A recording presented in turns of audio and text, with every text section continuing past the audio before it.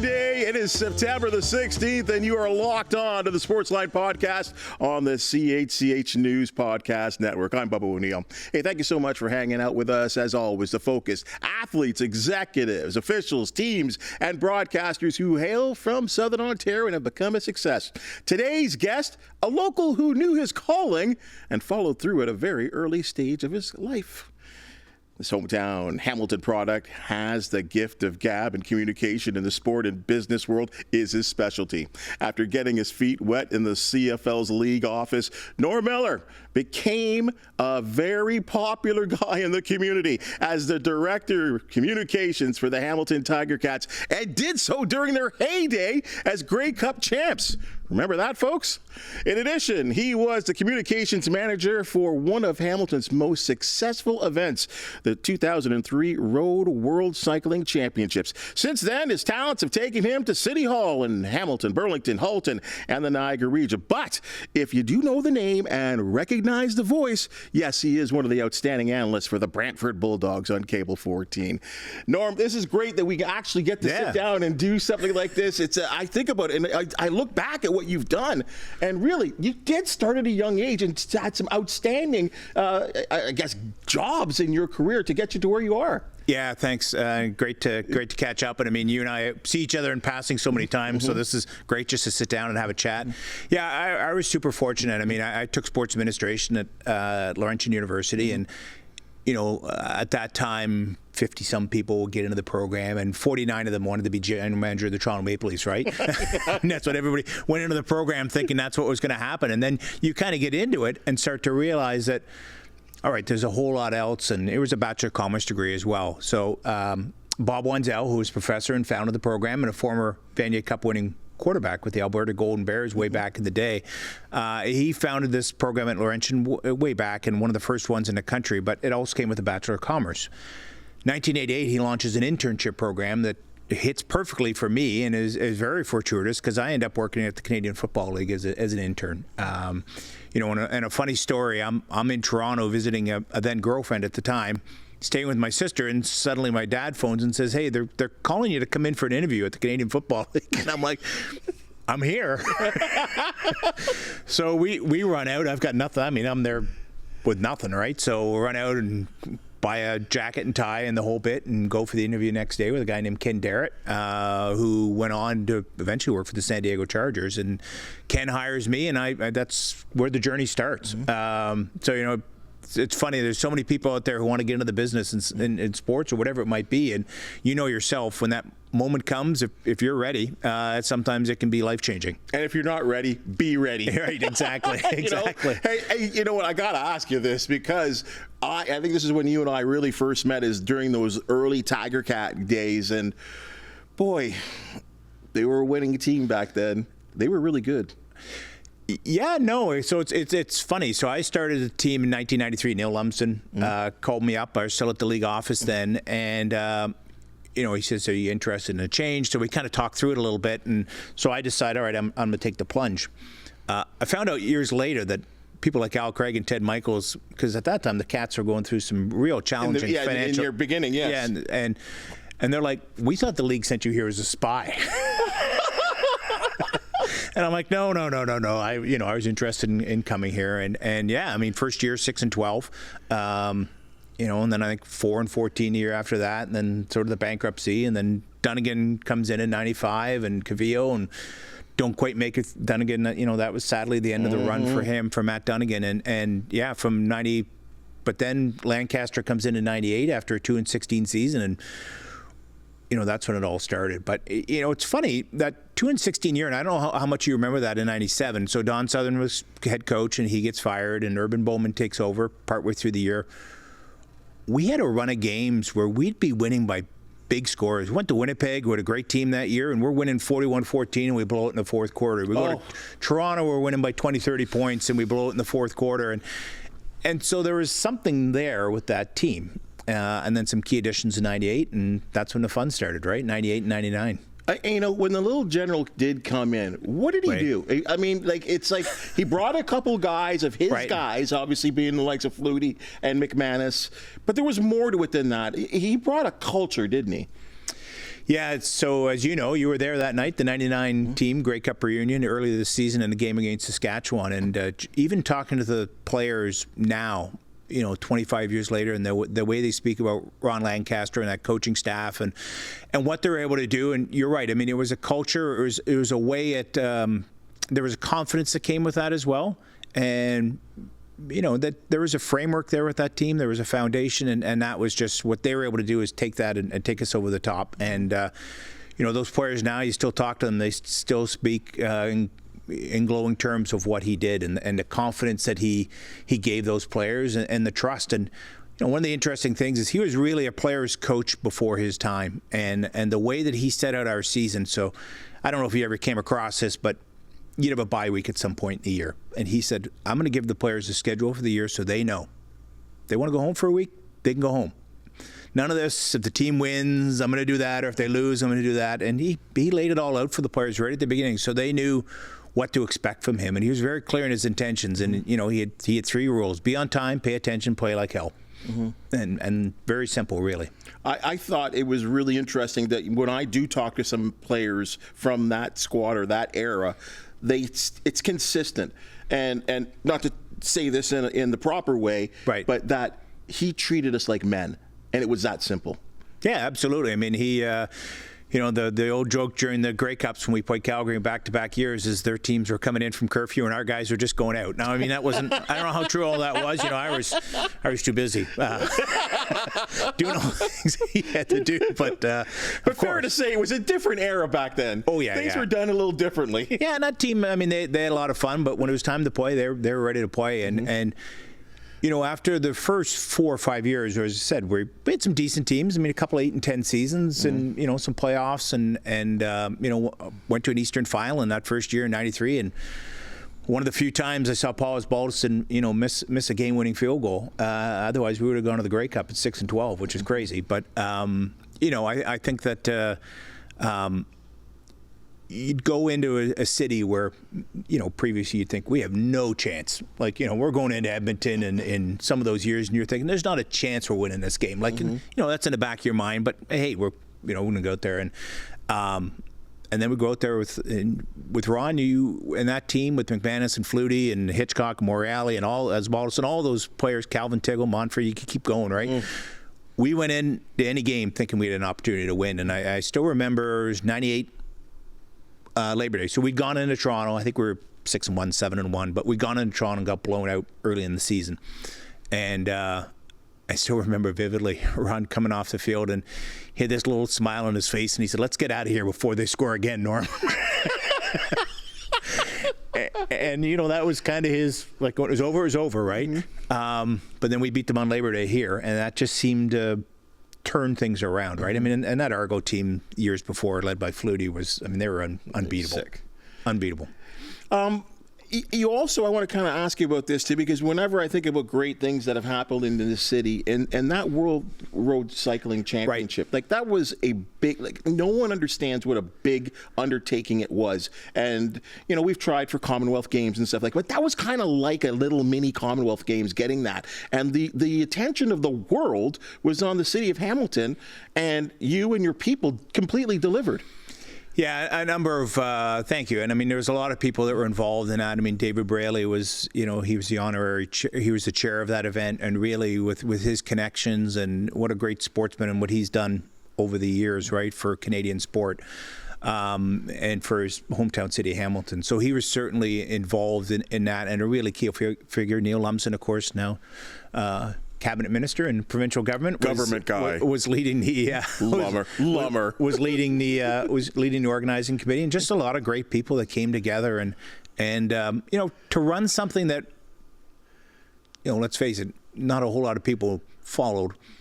Cycling. They'd maybe watch the Tour de France, sure, or a big event or a big race, but Olympics. Olympics, absolutely. Yeah. But there wasn't a whole big group of. There was certainly, like a lot of sports, there was a core group of people who follow it that you're suddenly quite surprised to find out, right? And Steve Bauer was instrumental in that, great cyclist, and everything came together. And I sometimes think, and maybe it's because I was involved, I think this way, but that event really changed the way a lot of people looked at the city. And, I still remember you'd hear anecdotal evidence because, of course, with cycling, there's all that aerial helicopter coverage, right? And now you're seeing those cyclists, it's happening in October around Thanksgiving weekend, and you're seeing those cyclists go up the Queen Street Hill with the fall colors, and there's trees, and there'd be people saying, I didn't realize Hamilton had so many trees. And it showed that we could, put on a big event, and it really was a success, and it certainly didn't get off to a great start, as you well know. Yep. A lot of people that weren't happy, streets being shut down. We had, that created the 2 March breaks in the city that year because people went away in October, and really kind of hit its stride about Thursday, Friday. People started to realize what they had, and we were able to go out and watch it. There was a lot of spots where you could go out and watch the race for free, and it really caught on. Yeah, it was a great week to be a part of, and at the end of it, we really felt satisfied with a job well done. And I don't know if you remember, but right after that, Hamilton was in the bidding. That was the first time they bid for the Commonwealth Games, and it ended up going to Delhi, India. Yeah, it was close right down to really the end. Close, yeah. Really close that Hamilton we're going to get big games like that because we have the infrastructure, the people cared enough, volunteers, all the stuff that it goes into it. But yeah, I always remember that because it was just a big league event, and like you said, it was cycling. But then all of a sudden, everyone kind of got into it. As you said, everyone warmed up to it and said, by the way, do you know what's going on in the city right now? Right. It's amazing. Yeah, and the big thing was Lance Armstrong going to come or not come? And wouldn't that have been interesting, right? Given all that we know now that we didn't know then, right? But that was the talk. Was that could we get Lance Armstrong here, and would he come and compete, and what that would have maybe done, because he was one of the most famous athletes in the world at that point. Well, ready to talk some sports? Yeah, absolutely. Let's do it, folks. Let's do some square off action. Hey, Saturday afternoon, the Tiger Cats said, a really good-looking crowd on a Saturday afternoon at Tim Hortons Field. The hometown stunned the Ottawa Redblacks, who were on the verge of a postseason berth. 37-21 was the final score. Well, Hamilton improved to 4-9. And you're saying, okay, 4-9. But this is seemingly a different team to me. I don't know what I'm seeing. What are you seeing? Well, I think what we're starting to see is, much like a lot of good teams, Bubs, what we're starting to see is this offense in particular put together some drives when they need to. You go back to that Labor Day game, that throw that Bo Levi Mitchell made late. Was it O'Leary Orange? Yeah, O'Leary Orange. Inside the 5 to basically put that game away. And then, Ottawa makes it exciting there, right? Makes it 29-21. After the Cats were up 29-6, and we're all thinking, oh, great, they're home and cool. Let's put the 2 points in the win column. And suddenly it's 29-21, and again, a nice drive, capped off. Greg Bell, big touchdown run that you go, okay, like maybe this team has something. And saw some numbers in Scott Radley's column this morning with what the defense has been doing in terms of turnovers, and is not making a big difference. It's making a huge difference, I think. And I know Chris Jones came in there with the pedigree, and people were thinking, yeah, this guy has been horrible. Like, I mean, the Elks, and honestly, Elks Eskimos in his time there were absolutely horrible. And even worse, they were horrible at home. They just didn't win a lot of games. But if people know the Canadian Football League and know what Chris Jones is all about, it's defense. That's been his specialty. So he no longer is the GM or the president of football operations or the head coach. He is centering on his defense right now. And that's something that he's worked with Scott Milanovich in the past before. And it's really coming together because you see the way these guys are flying around. No disrespect to Mark Washington, but there's a big difference there. And I think because the defense has been so effective, an offense that has been putting up all kinds of yardage and a lot of points too, they're shining. Yeah, and it's interesting to see when players start playing with confidence, right? And whatever that can be. And listen, you followed sports long enough to know that there's some coaches, for whatever reason, the leap from coordinator to head coach, or even bigger leap is head coach to general manager, right? To have that as your portfolio.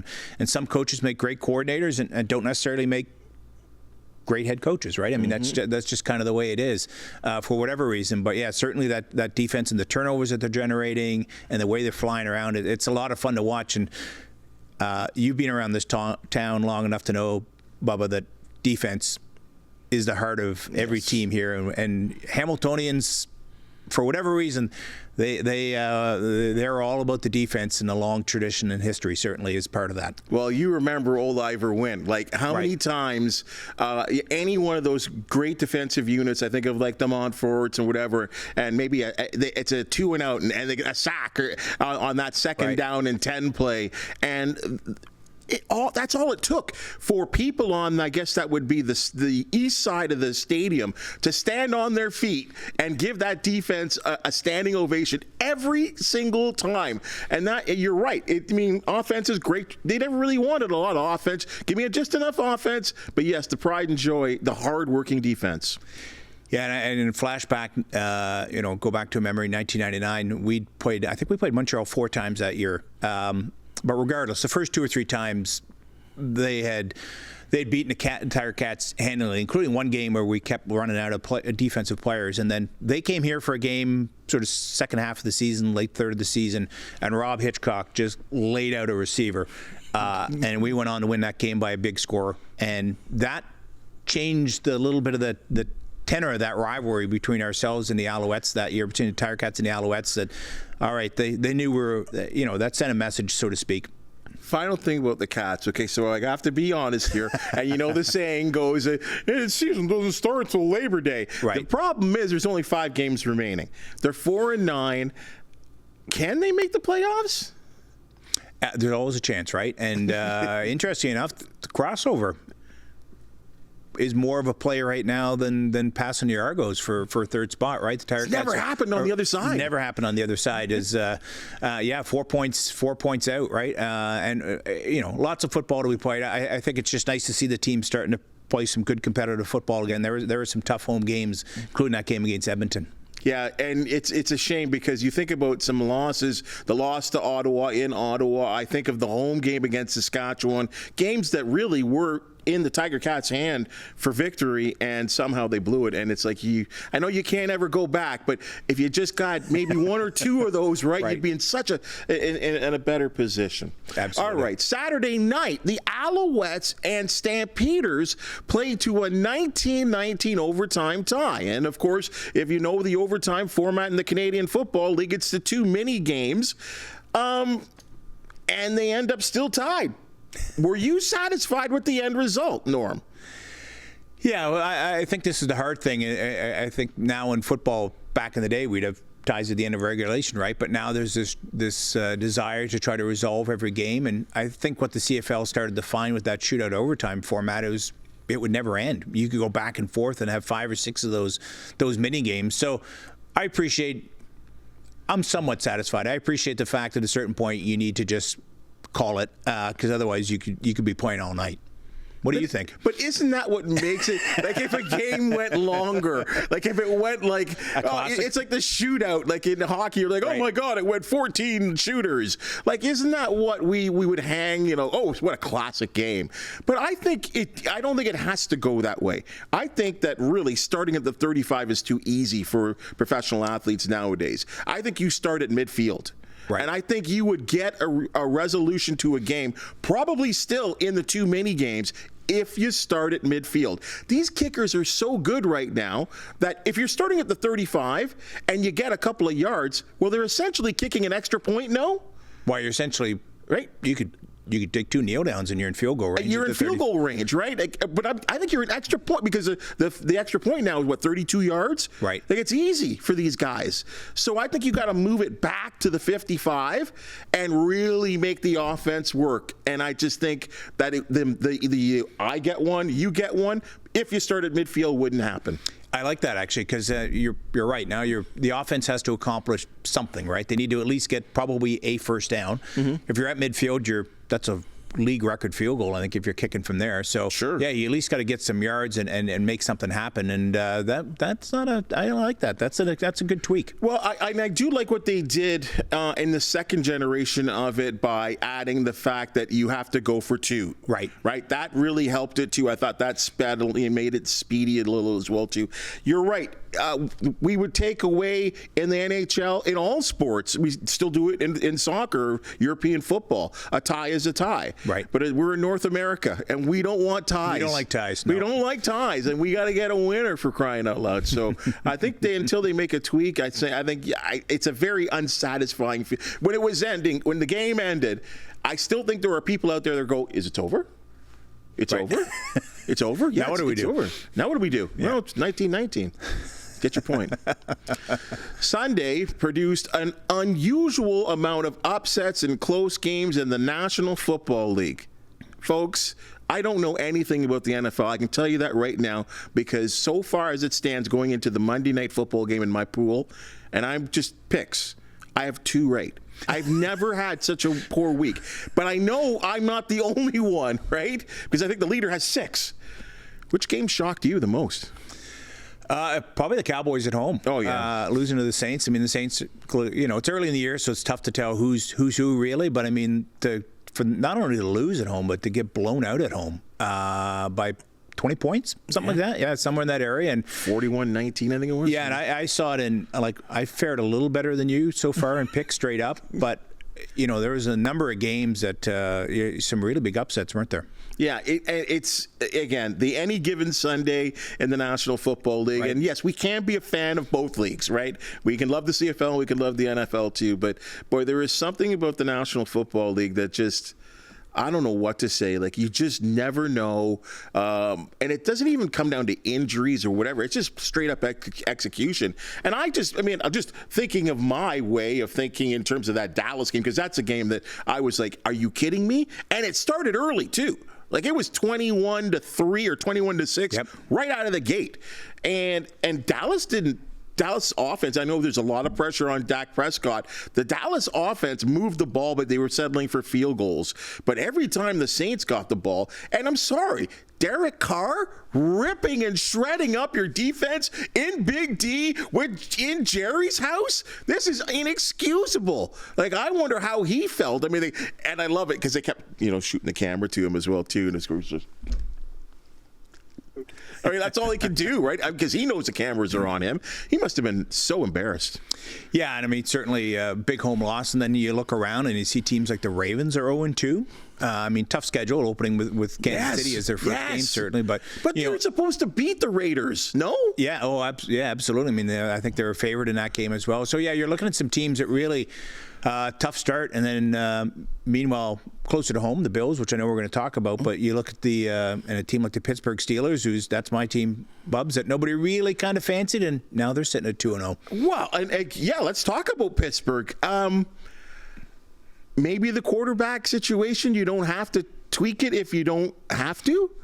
I know Russell Wilson is getting paid all the money, but Fields, maybe he's the future? Yeah, certainly, tough start for him in his career in Chicago and some up and down moments. But what I think what they've done is they've put him in a situation they've really focused on their offensive line. That's an area that they needed to improve, and they're allowing Fields to really manage the game. I think, which I know is that's the old cliche, right? But when you have players like T.J. Watt on defense, and Highsmith, and it just makes such a difference. And I think that and a great kicker in Boswell. So I think right now they've got a good formula. That their schedule gets tougher though as you go along, and I think that's the thing too. I mean, here we are sitting in week 2, and so much can change. It's really hard to get a sense of where teams are at after they played 2 games. Well, I mean, I know as I brought it up the other day, like I know Peter King's no longer with us, but the fact that the Monday morning quarterback is the most wonderful thing, and for whatever reason, the NFL brings it out of all of us. Let's go back to last week, and there was a lot talking about the Bills and Dolphins game, and of course the injury to Tua Tagovailoa was the big headline. But if we're going to move forward to the Bills and where they are right now, they are now 2-0 with 2 rather impressive wins, one in comeback style and one in a complete blowout on the road. They host the 0-2 Jaguars next Monday night. So they get after a short week, they get a long week and time to rest and prepare. There was a feeling when Stephon Diggs was traded away, and that they've had a number of injuries. Poyer goes to Miami, who was their longtime defensive back safety, the heart of the defense. And there's a whole new cast of characters. And there was a lot of people that believe the window for the time being has closed. Do you still think that? Not that you did, but what do you think?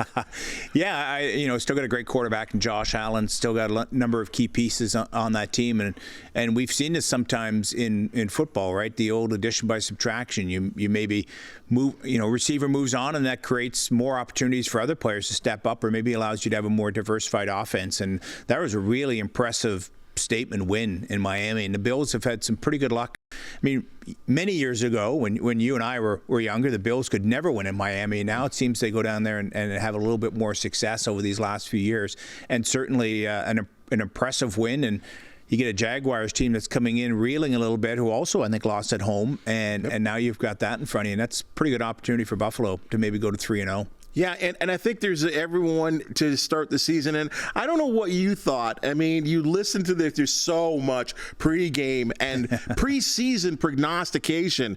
Let's be honest, I got a little fed up of the Jets are going. Like they're going to the Super Bowl on this defense, and Aaron Rodgers, he's back and ready and healthy. And I think the Jets are going to win some games, and they were pretty sturdy and held on for a nice victory in Tennessee. But they held on to beat Tennessee, in my opinion. You take the wins as they come. It doesn't matter who, right, at the end of the day. But, I mean, I'm not really prepared to quote, crown the Jets at this point. I think the Bills are a better team. Yeah, and suddenly now you've got the New England Patriots in the picture as well, right? Aren't they 2-0 right now? Yeah, and the Belichick era, one of the greatest coaching runs of all time. Actually, no, they lost in overtime to Seattle. That's right. Yeah. So, but they played well. But a good start for them at 1-1 certainly, and a lot of people had them, looking to be in a little bit of a down year as well. So certainly, what's shaping up to be a very interesting AFC East. The Ontario Hockey League, well, their regular season is just over a week away. Bulldogs, I don't know what you thought. I thought midway through the season, they were trading away their stars for draft picks. Jorian Donovan, who was probably their big name defenseman, he's off. They get a bunch of draft picks and a couple of character players, and then they go on a crazy run. They get hot. And, they push Ottawa in the playoffs as well, too. Where is this team going into 2024-25, Norm?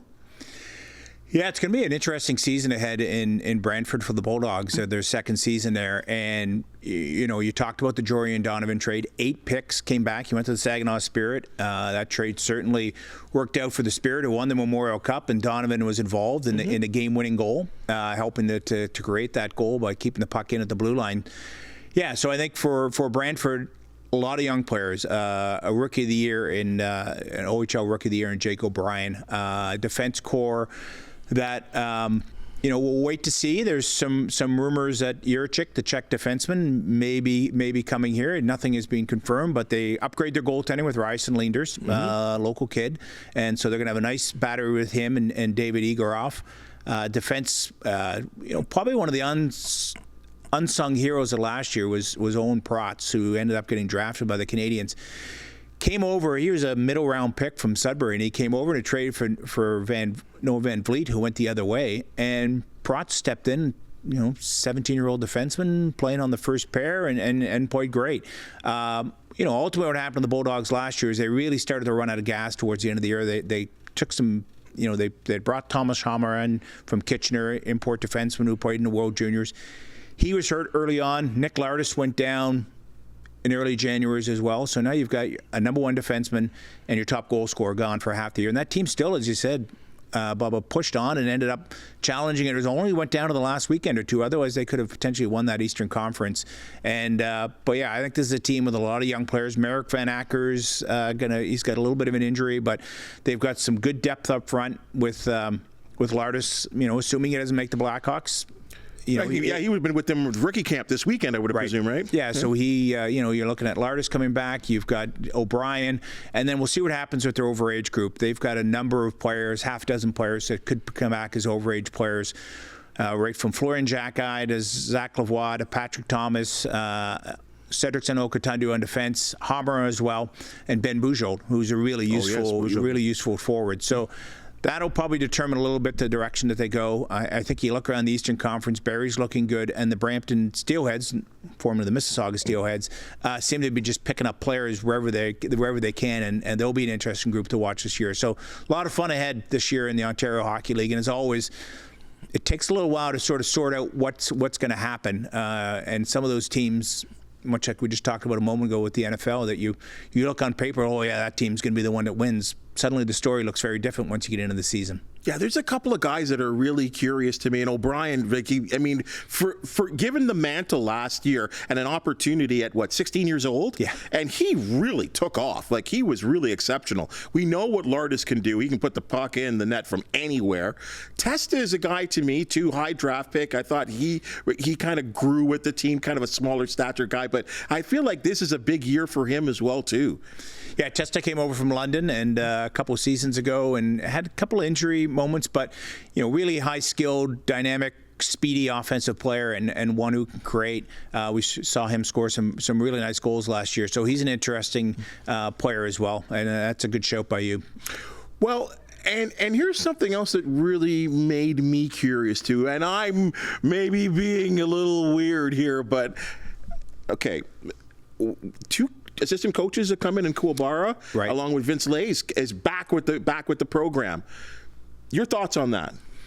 Well, I think it's a real compliment in the fact that Andreas Karlsson ended up in a really good role with the Oilers in development, and Andrew Campbell also moves on to the American Hockey League as a coach, and that's maybe a good sign, Bubba, when you have your coaches, your management being picked up by other teams and getting opportunities at a higher level.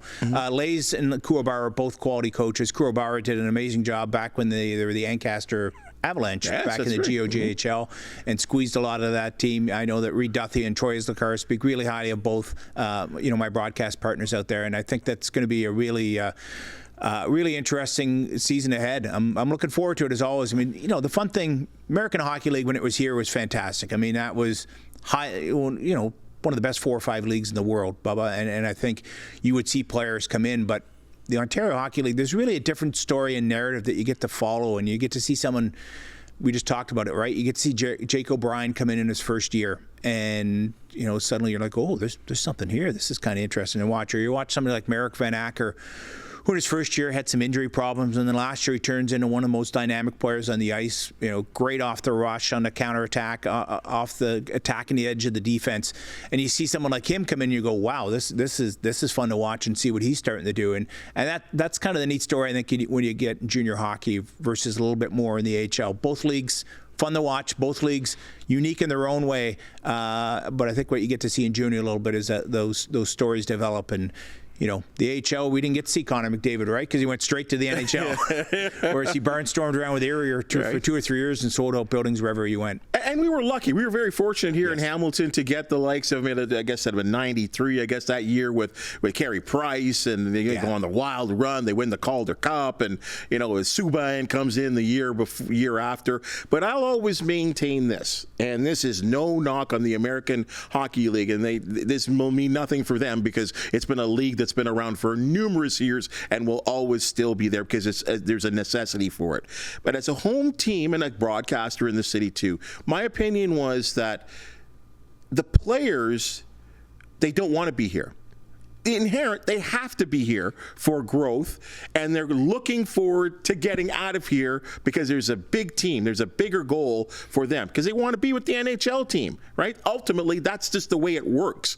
To me, in the Ontario Hockey League, it's the best junior hockey in the world. And the best players that are going to be going to either those AHL or those teams right out of the gate into the National Hockey League, they're right here. So I think we see better hockey, younger hockey, people that want to be here. I think both Bulldog franchises were great in giving to the community and doing all that kind of stuff. I mean, Michael Andlauer has just been famous for that. But I just think the level of the AHL is that, yes, there's going to be AHLers that are going to be lifers. Like, it's just the way it goes. Like, you're meant to be an AHL hockey player, and at some point you have to accept that. but ultimately you want to get to the big league, right? Like, so I'd rather have the junior hockey. I think it's more exciting. And those years, yes, it was great to see the Calder Cup, but those years where they went to Memorial Cup, I'll never forget those years. Yeah, and I think what you probably get in the American Hockey League is sometimes a little bit more transient, right? From year to year. Transient is a great word. Whereas, in the Ontario Hockey League, for the teams building, you start to see that core stay together maybe for 2 or 3 years. And yeah, and I think the other difference between the two leagues is the American Hockey League, again, top 4 or 5 league in the world, much more structured, much more defensively responsible, whereas in the Ontario Hockey League, you can get some nights where the home team, whoever, you're watching a game and you think, 4-0 after one. They're home and cool. The next thing you look and they lost 7-5. Because they're kids. Because they're kids. They make mistakes. Mistakes galore, absolutely. And it makes it's a fun product to watch. And yeah, I think it's going to be a good year ahead for the Bulldogs. Matt Turk and Jay McKee, what they've done and put in and Mike Landlauer and just the foundation in that team. And it's no surprise when you see a player come in that's maybe had some challenges elsewhere, and then you see him land in Brantford and that Bulldog organization, and they take off, and it's a real credit to the group that they have there and the foundation that they've put in place. Going to put you on the spot with one question. You don't have to answer it. You don't have to. Do you think the team's coming back to Hamilton? You know what? What I know is, you gave me a softball there. What I know, they're playing in Brantford this year, right? And we'll see what happens. And Reed and I both when Troy we do the games on the air, that's kind of what we talk about, is just like, hey, let's look ahead to let's enjoy what's in front of us right now. Other people are involved in those decisions, and we'll see how it plays out. Nice answer. Thanks. You're pretty good at this stuff. Speaking of hockey, the National Hockey League, the training camp, oh my goodness, it's back. And, of course, the world will be dominated by the Maple Leafs. With this said, though, after a number of moves that have been made, General Manager Brad Treliving has his team, his head coach. His vision is now 100% in. The stuff from Keith, that's gone. This is his team now. What kind of pressure is he under right now?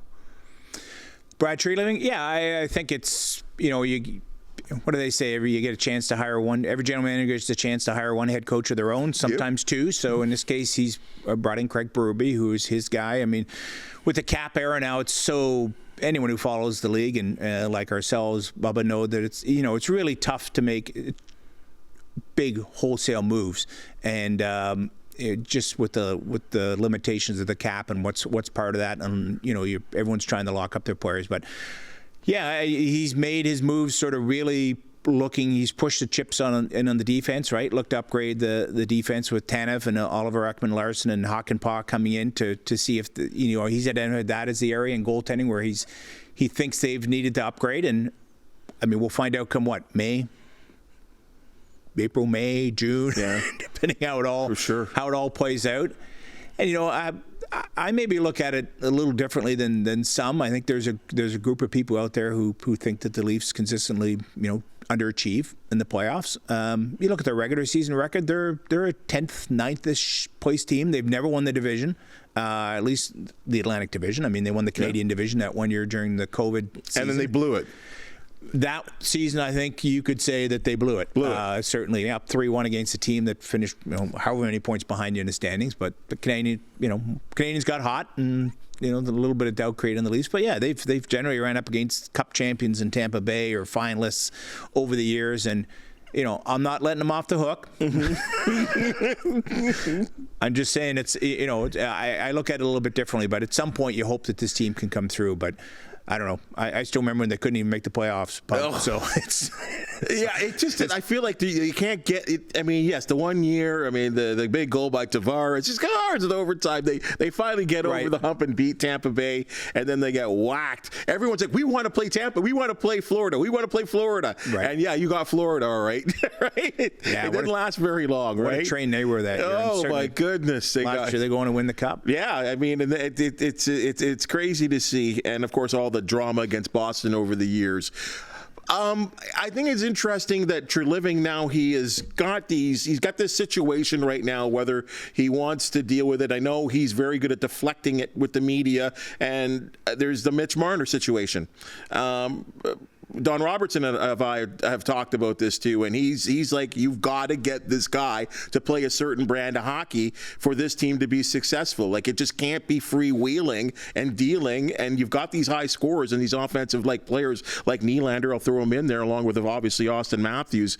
They've got to come together and play better as a team. I mean, it's that simple. We'll be talking about this for the next 8 to 10 months, as you said. It's just the way it goes with the Maple Leafs. But I do believe there's a certain amount of pressure right now, and you're right. The Hakanpää thing was interesting to me because he's 6'7". He's just a monster on the ice, but he has some knee issues as well.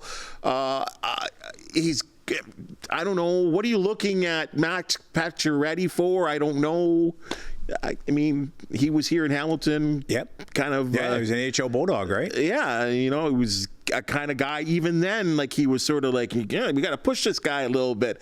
And I know he's lasted in the league for a long time, but he's also had back-to-back years when he's with Carolina of having Achilles issues. So I guess it's a PTO, so it's low risk, maybe high reward. But yeah, and I think the narrative, the narrative around this team has been they need to strengthen their defense, and certainly you always need a strong goal. You build teams from the net out, right? That's the old cliche, but their challenge last year was scoring goals, and you look at how many goals they scored in that 7-game series against Boston, or something like 12, or I don't have the exact number off the top of my head clearly, but there are a number of games where it's scoring goals, and whether that's again, the old cliche, but players not going to the dirty areas, and Don Robertson has seen a few hockey games over the years, so he's got some knowledge in that topic, and all those years he's ran the Real McCoys.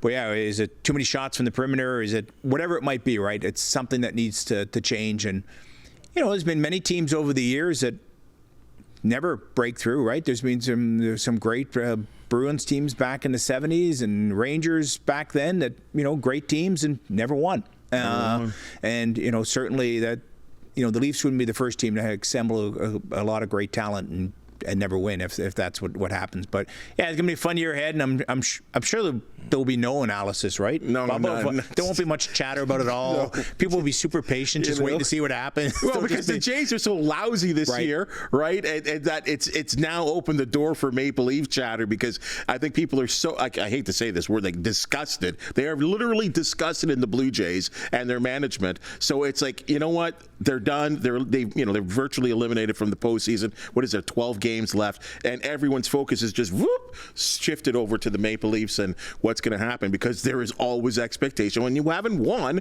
in 55 years in the so-called hockey market central of the world. Like, it's going to create its own little conversation. Yeah, it's funny you say that. I know you want to move on, but just sort of that whole symbiotic with all the teams in Toronto, right? So you've got you're right. You've got the Blue Jays, who maybe some years would take the heat off the Leafs, right? Oh, yes. Because they'd go on a big run in October, and everybody would be excited about that, and then say, oh yeah, let's start paying attention to hockey. And then you flip it over to the NBA side, and I know you want to talk WNBA, but you look at the Raptors, who for years took the heat off, or took a lot of attention away, because they were a really good team, and now they're rebuilding and trying to get themselves back. So yeah, I think the pressure and the focus is generally always on the Leafs, but will likely, as you say, Bubba, be magnified this year. Speaking of the WNBA, in her last game on the weekend, Caitlin Clark, you know the name, she dropped a career-high 35 points, and she set the WNBA scoring record mark. Does this mean anything to you? I mean, and I would say the neat thing is that for the first time, I guess, the Indiana Fever, they're going to the postseason. There's been so much conversation. I mean, you look at women's sport, never anyone bigger, in my opinion. Please help me if I'm leaving anyone out. But boy, there's been a lot of conversations. Does this mean anything in terms of getting all these records that she has accomplished in her rookie season? Yeah, so we're not, I'll fully admit, don't follow the league super close. But what I will say is, last year when Caitlin Clark was playing for Iowa and was playing in March Madness, we hardly missed a game in our house, right? We were making sure that we tuned in. So why?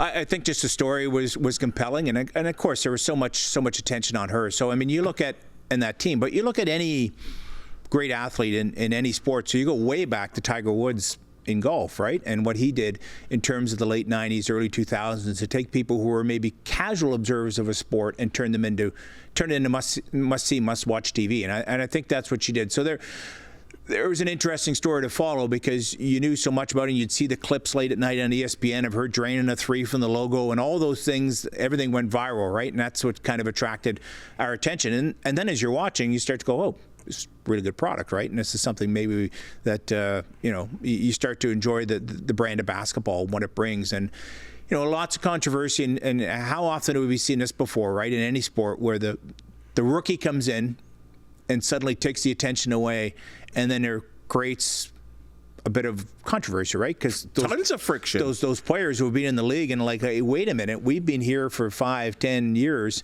building this league, and we're the ones who have put this league where it is, and the WNBA making tremendous strides. We're going to have a team in Toronto, which is fantastic.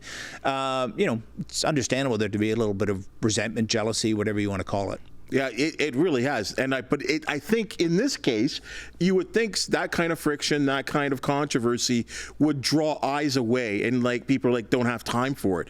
But it's gotten bigger. It's like this monster that keeps getting bigger and bigger, and this is only her first year, right? You could be looking at, I don't know, the Larry Bird of the WNBA, like the one. And I will bring in the color thing. I think it is a conversation, right? Because it has been a league definitely dominated by black women, and there is this white from Iowa, played at Iowa, like this sort of farm country, and she shoots the lights out, right? And she is setting records and upon records.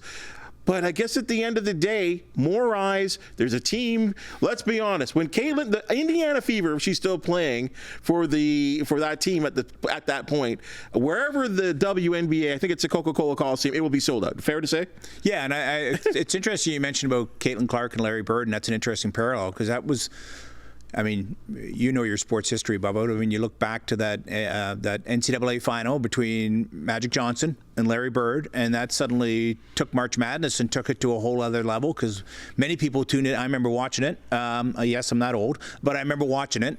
And then that rivalry carried over with Dr. J into the NBA, right? And so will we see that with the WNBA now? And the number of tough players that Caitlin Clark's gone up against, and now to maybe just sort of the impetus to take that league to the next level as well. And well, it's a win-win for all, right? And if there is a little friction and a little heat between the players, I think we like it. We're attracted to that kind of stuff. Me and yourself as media members, we love to talk about it. It creates conversation. It gives places like ESPN, who are 24-hour sports, gives them 24 hours of content in a place that really they've never been before, and really has done something to help women's sport grow at the end of the day. Whether you like her or whether you don't like her, as the old Don Cherry saying goes, 50% of the people love me, 50% of the people hate me, but 100% of you all watch me. Works, doesn't it? It's a good way to look at it. Certainly. That's the only way to really look at it, too, especially if you own a TV station or a radio station for that matter. Hey, Norm, this has been fabulous. I'm looking forward to your analysis and listen to you. You guys do such a wonderful job. I don't even consider it cable TV or whatever. You guys are so professional in your approach, the way you commentate the games. You got a great play-by-play broadcaster. Between the two of you guys who do the with Troy coming in as well too, and doing the analysis as well, and sometimes you throw them down on the ice as well. It's a great threesome that you guys have, and you know your stuff, and it just comes across so well. Yeah, thank you. So, I've been really fortunate, and I was able to kind of get my start through Todd Crocker, who I know and now Todd's been the voice of the Marlies for years and does a great job there. And I was, fortunate to sit in and do some games with him on the Marlies. So, I have to full credit to Todd, who helped get me into this. And like a lot of people. How many years has it been now? Oh, gosh, probably back late '90s, early 2000s. Wow. Yeah, and as a kid. Some people want to be firemen, police. One point I wanted to be a broadcaster, right? So, and here I am. So, it's certainly, really fortunate with Todd. But, yeah, when I look at what we do on the Bulldogs and Todd said this, and I've been able to carry this over with Reed Duthie and Troy Islikar. It's just like we've just done here for the last little bit, it's a couple guys sitting around talking sports, and we're calling a hockey game while we're at it, and we take it serious, but we like to have some fun while we do it as well. And I know I'm doing a good job, and I've got, and of course you can't see or hear this, but I've got redoubled over in laughter at something I've said, and then I've got to kind of carry on for a little bit while he recovers during the play. And I know Troy hits him with some zingers as well. And I think Reed called us his crazy uncles at one point on this show. I guess I'll never forget that, being called the crazy uncle. But yeah, we like to have a good time. And the Bulldogs organization, Jay McKee's really generous with his time. We get a chance to check in with him before every game, and before that, Vince Lays and David Matsos and John Gruden, and it helps. And yeah, we enjoy it. The product sells itself.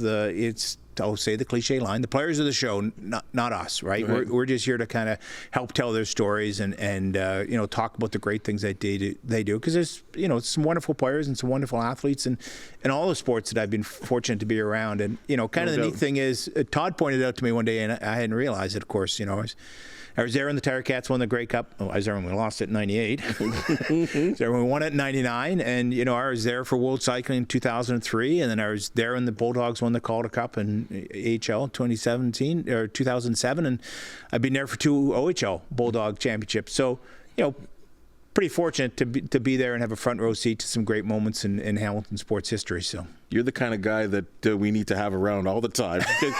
You're a bit of a winner here. I don't know about that.